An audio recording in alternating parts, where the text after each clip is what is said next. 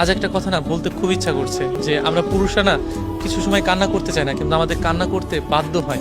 আমরা চাই না যে কান্না করতে, আমরা সবসময় চাই হাসি মুখে থাকতে, প্রিয় মানুষ পরিবার সবাইকে ভালো রাখতে, কিন্তু আমাদের না কান্না করিয়ে ছাড়ে কিছু প্রিয় মানুষ, কিছু পরিবার। দেখুন, পুরুষের না সমস্ত দুনিয়ার সব কষ্ট সহ্য করতে পারে, কিন্তু তার প্রিয় প্রিয় মানুষের জন্য, পরিবারের জন্য সে কখনোই তার খারাপ চাইতে পারবে না, কখনোই না। কিন্তু আমি না সেই প্রিয় মানুষটির কাছে না বোঝা হয়ে গেছি। আমি কখনোই কান্না করতে চাইনি, কিন্তু আমার প্রিয় মানুষ আমাকে বাধ্য করিয়েছে কান্না করতে। যে মানুষটা সবটা সময় হাসি মুখে থাকতো, যে মানুষটা সবটা সময় চঞ্চল থাকতো, যে মানুষটা অন্যকে হাসিয়ে বেড়াতো, সেই মানুষটা আজ প্রিয় মানুষের জন্য কান্না করছে, সেই মানুষটা আজ পরিবারের জন্য কান্না করছে। আমার মতো না এমন অনেক পুরুষ আছে যারা কিনা না যে পরিবারের জন্য, প্রিয় মানুষের জন্য সবটা সময় কান্না করে। যে যে মানুষটা কখনোই তার চোখ দিয়ে পানি বের করেনি, সেই মানুষটাও প্রিয় মানুষের জন্য পানি বের করছে।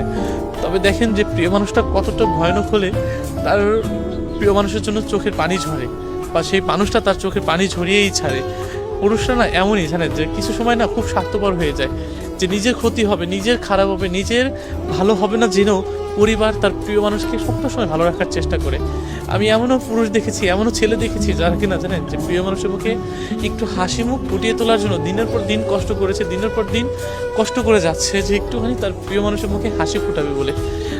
আমি জানি না যে আমার প্রিয় মানুষের কাছে আমি কেন এত খারাপ হলাম, বা কেনই প্রিয় মানুষটা আমাকে এত দুঃখ দিল, বা আমি তার কাছে এত কষ্ট পেলাম।